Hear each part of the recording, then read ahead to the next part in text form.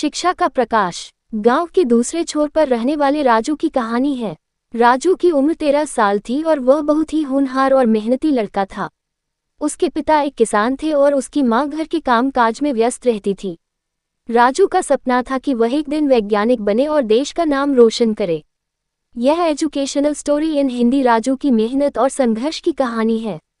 राजू हर दिन स्कूल जाता और वहां से जो कुछ भी सीखता उसे घर आकर दोहराता।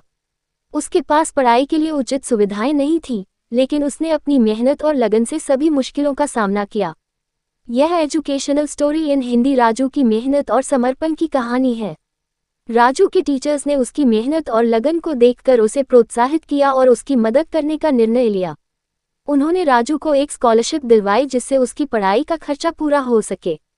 राजू ने भी अपनी मेहनत को और बढ़ा दिया और अपने सपनों को साकार करने के लिए हर संभव प्रयास किया।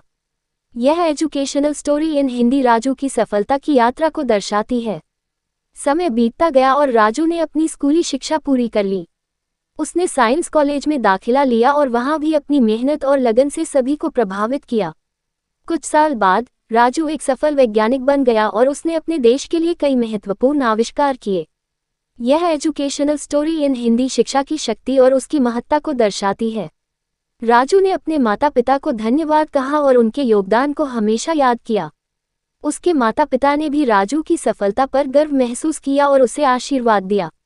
यह एजुकेशनल स्टोरी इन हिंदी शिक्षा के महत्व और उसकी परिवर्तनकारी शक्ति को दर्शाने वाली है।